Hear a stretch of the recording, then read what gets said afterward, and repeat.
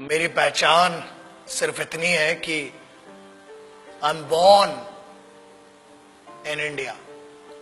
भारत मेरी पहचान है, भारत मेरा सम्मान है, भारत मेरा अभिमान है। आप मुझसे सब कुछ छीन सकते हो, मेरा तन, मेरा लहू, हर कुछ, मुझसे मेरी पहचान भारतीय होने की नहीं छीन सकते। और वही मेरी आइडेंटिटी है। मैं भारतीय हूं, इस पर बहुत गर्व है और इससे ऊपर कोई गर्व मुझे चाहिए भी नहीं। मैं भारत मां का बेटा हूं पहले, उसके बाद एक मां ने मुझे जन्म दिया है इस भारत स्थल, भारत भूमि पर। उसी के लिए कुछ लिखा था ये कि काश मेरी जिंदगी में सरहद की कोई शाम आए, जब कुछ हो तो बॉर्डर पर हो। काश मेरी जिंदगी में सरहद की कोई शाम आए, काश मेरी जिंदगी मेरे वतन के काम आए। न खौफ है मौत का और न आरज़ू है जन्नत की, मगर जब कभी जिक्र हो शहीदों का, काश मेरा भी नाम आए, काश मेरा भी नाम आए। This is what I would love to introduce myself like that. अगर कोई पूछे कि कौन था वो, जब कोई पूछे मेरे बारे में, तो मेरी ये पहचान लिख देना, उठाना मेरा कमांडो डैगर और छाती पे हिंदुस्तान लिख देना। कोई पूछे पागल था वो कौन, तो भगत सिंह और क्रांतिकारियों का चेला और इंकलाब का गुलाम लिख देना। और बचा हो जो जिस्म में लहू मेरे, निकालना उसे, फेंकना जमीन पे और मां तुझे सलाम लिख देना। यही परिचय था, है और रहेगा।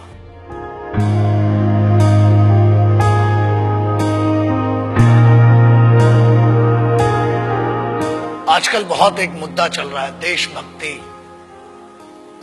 कुछ लोगों ने उसे हिंदुओं से जोड़ दिया, कुछ ने मुसलमानों से जोड़ दिया, कुछ ने सिखों से, कुछ ने ईसाइयों से। एक बात याद रखना, हम पहचान हैं एक ऐसा महाविद्यालय, एक ऐसी university. It's like an university, it's like a college, the country is like college. We may have different wings, we may have different subjects, but we all belong to one college and that college is Bharat, राष्ट्र। आप उसको हुब्बुल वतनी कह लें उर्दू में, अरबी में, उसको आप जननी जन्मभूमिश्च कह लें आप संस्कृत में, आप मादरे वतन कह लें, वतन की इज्जत कह लें, आप कुछ भी कह लें। आज बहुत जरूरी हो गया है उस ट्रेटर, उस गद्दार, या बेहतर लैंग्वेज में उसको गद्दार और चूतिया कहेंगे, उसकी बात करना जो आज की डेट में बड़ा सेलिब्रिटी बन के फिर रहा है। Let's talk about that person जिसने हर फौजी और हर इस भारत मां के बेटे को हर्ट किया है। आज उसके बारे में बात करना बहुत जरूरी हो चुका है। न हिंदुओं से न मुसलमानों से इस मुल्क को तकलीफ है गद्दार और बेईमानों से, जिन्हें हम हार समझ बैठे थे गला अपना सजाने को, वही अब नाग बन बैठे हम ही को काट खाने को। पिछले 2-3 महीने it has been disturbing me a lot. I being an Indian, I being a soldier, I being a simple son of this motherland, feel hurt, disheartened, and at the same time I feel pity for them. बुरा लगता है। कारण यह, लोग कहते हैं कि हम कुछ कर नहीं सकते। ऐसा है, करने पर आ जाए तो बहुत कुछ कर सकते हैं, लेकिन हम सम्मान करते हैं भारत के सर्वोच्च न्यायालय का, सुप्रीम कोर्ट का, और उसके आदेश की अवहेलना नहीं करना चाहते हैं। उसके आदेश का पालन करते हुए कुछ गद्दारों को आज भी छोड़ रखा है। वरना ऐसा है, काम ही हड्डियां तोड़ने और जान लेने का हिंदुस्तानी फौज करती है। किसी ने कहा, मैं उन गद्दारों का शायद नाम भी लेना पसंद नहीं करूंगा, बिकॉज वो इतना भी डिजर्व नहीं करते कि उनका नाम इस जुबान पर आए। बट एक चीज बोलना बहुत जरूरी है। कुछ लोगों ने यह कहा कि भारतीय सेना रेपिस्ट है। अगर घरों में बैठे हो ना, और अगर तुम्हारी बहनें और तुम्हारी माएं घर से निकल के जा रही हैं, तो सिर्फ ये हिंदुस्तानी फौज है जिसकी दम पे तुमने भाई होने का, बाप होने का फर्ज नहीं निभाया होगा, मगर this the only Indian armed forces which maintain the dignity of a soldier and maintains that brotherhood. आपकी बहनें, आपकी माएं अगर सुरक्षित है तो वो भारत की सेनाएं हैं जिनके कारण है। बोलने के पहले सोचा करो। और किस्मत बहुत अच्छी थी कि फौज के सामने नहीं बोला, वरना जो हीरो बना दिया ना इस देश में, फौज तुम जैसों को छोड़ती भी नहीं। मगर यह भारत का संविधान है, this is the constitution of India, जिसने बांध रखा है हमारे हाथों को। क्रोध करना मेरी आदत नहीं है, मगर आता है गुस्सा। इसलिए आता है क्योंकि चाणक्य ने कहा था कि अक्सर मैंने झूठे लोगों को मुस्कुराते हुए देखा है। जो सच बोलता है और दिल से बोलता है उसको गुस्सा बहुत आता है। और ये गुस्सा इस बात का है कि इस देश में कुत्तों को मारने की परमिशन नहीं है, इसलिए अभी तक बचे हुए हो। फौज को रेपिस्ट बोलते हो? Ask your sisters and your mothers, ask your family members, if there are 10 young boys and if there is a single soldier, ask a girl, ask a young girl, where would she go for the help and whom would she ask for the help? And I ensure this, that girl would go to a soldier and ask, and she'll say one thing, certainly she'll say, and she'll use this word, भैया मेरी मदद कीजिए। क्या है ये? जवानी संभल नहीं रही है तो बताओ। 23 साल में शहीद आजम भगत सिंह, राम प्रसाद बिस्मिल, अशफाकुल्ला खान, चंद्रशेखर आजाद बड़ा बड़ा काम करके चले गए। बहुत गर्मी है, अरे सेना ज्वाइन करो, भारत की फौज, आओ दुश्मनों से लड़ो ना। घर के अंदर क्यों दुश्मनी का माहौल बनाते हो? एक बात कही गई जिसपे बड़ा दर्द हुआ कि अफजल, अरे वो गद्दार टेररिस्ट, उसके लिए बोलते हो, उसको हीरो बना दिया तुमने, वरना कोई जानता भी नहीं था। ऐसे बहुत आए गद्दार, बहुतों को फांसी लगाई। उसको कहा गया कि अफजल हम शर्मिंदा हैं, तेरे कातिल जिंदा हैं। I feel ashamed for these guys. तेरे कातिल मतलब क्या है? What do they want to say? तेरे कातिल कौन हुए? भारत का संविधान, सर्वोच्च न्यायालय ने उसको फांसी सुनाई है। हर हक दिया इस बात का कि पहले आपकी पिटीशन दायर हो, आपके ऊपर पूरा मुकदमा चलाया गया। अरे समस्या ये, हम तो आतंकवादियों को भी क्या बोलूं, भाषा फिसल जाएगी तो बहुतों के परखच्चे उड़ जाएंगे। आप कहते हो कि तेरे कातिल, चलो, it means you are blaming the constitution of India. Bharat के अगेंस्ट में कहने की ना हमने तुम्हें छूट दी है और ना आजादी।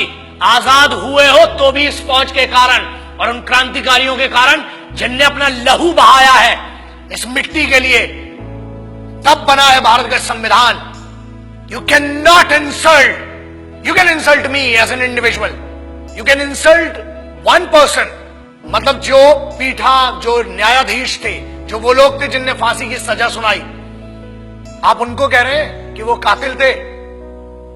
अरे धिक्कार है आपके ज्ञान पर। I feel ashamed for it. पहले आप अपने फैक्ट्स क्लियर करें। अरे जेएनयू के एक लौंडे ने ये कह दिया तो उसको हीरो बना दिया, एंड नो वंडर्स अगली बार मेंबर ऑफ पार्लियामेंट बन के बैठेगा तुम्हारी छाती के ऊपर। हीरो बनाने वाले तुम हो।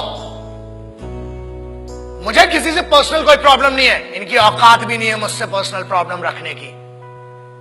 लेकिन एक बात याद रखना, किसी एक बेवकूफ ने यह कह दिया कि भगत सिंह जैसा है। अबे शर्म करो and clear your facts before you compare that guy with revolutionaries. कौन थे वो? किसकी बात कर रहे हो? उस इंसान की who can not deliver 2 right sentences in one particular language. आप उसकी कंपैरिजन कर रहे हो जो भारत के संविधान को गद्दार कह रहा है। आप उनकी बात शहीद आजम, भगत सिंह, सुखदेव, राजगुरु ऐसे लोगों से कर रहे हो। कौन थे वो? पता है तुम्हें? तुम एक क्लास के एक छोटे से सब्जेक्ट को पढ़ के ज्ञानी बताते हो और तुम ये कहते हो कि क्रांति लाओगे। क्रांति होती क्या है? क्रांति सबसे पहले शुरू होती है राष्ट्र से। भारत मां या मिट्टी, I don't want to name this nation Bharat माता और anything, but I want to say something. ये मेरी तो मां है और मेरे जैसे कई पागलों की मां है। याद रखना, बहुत छूट मिल गई है, अपनी आजादी का गलत उपयोग मत करो, वरना अगर छूट देना आता है तो लगाम लगाना भी आता है। बोलने की आजादी है, ठीक है, हमने आजादी दी है, बट वो आजादी किसने दी है? The freedom has been given to you by the constitution of this country. The honourable Supreme Court has some guidelines. The honourable constitution of this country has some guideline and we must respect that. आज आप एक बंदे को जिसको जमानत पर छोड़ा गया है उसको हीरो बना दिया. मेरा उस बच्चे से और मेरा उस लड़के से कोई पर्सनल प्रॉब्लम नहीं है, मगर याद रखना इस देश का हर दुश्मन मेरा दुश्मन है. इस भारत माता, इस मिट्टी के ऊपर कोई भी बात करेगा, that guy, that person has to face me and the soldiers of this country. आप कैसे भारतीय सेना को रेपिस्ट कह सकते हो? शर्म करो सेंटेंस के ऊपर. अगर आज भी बच्चियां सुरक्षित हैं, if the Indian youth, if everybody, whoever is doing whatever they want to do, if this freedom has been given to them, it is just because of one thing, that Indian Army, Navy and Air Force, the Indian Armed Forces are fighting for you day and night. जब तुम सोने जाते हो तब उनकी duty का वक्त शुरू होता है. शर्म खाओ इस बात के लिए. और याद रखना, भारत को तोड़ने की कोशिश मत करो. ना हिंदुओं से न मुसलमानों से इस मुल्क को तकलीफ थी, है कुछ गद्दारों से और कुछ बेईमानों से. And I am telling you on behalf of every Indian. यार आप क्या बात करते हो? मैं इस देश के यूथ का सबसे बड़ा फैन हूं और मैं कहता हूं, मैं इनका फैन हूं, भारतीय युवाओं का. The Indian youth, I am your biggest fan. और याद रखना, अपनी आजादी का गलत उपयोग मत करो, क्योंकि आप जिस ट्रैक पर ले जा रहे हो, तुम इसलिए बचे हो आज तक क्योंकि भारत के संविधान ने आज भी जानवरों और कुत्तों को मारने की आजादी नहीं दी है. अगर होती तो कब के निकल चुके होते. और आज भी इंतजार कर रहे हैं कि तेरा निर्णय सर्वोच्च न्यायालय करेगी. और अगर नहीं किया, keep my words and take my words. ये चेहरा याद रखना. हम बोलते कम है, घसीटते और मारते ज्यादा है. जय हिंद, वंदे मातरम, इंकलाब जिंदाबाद, भारत माता की जय. याद रखना.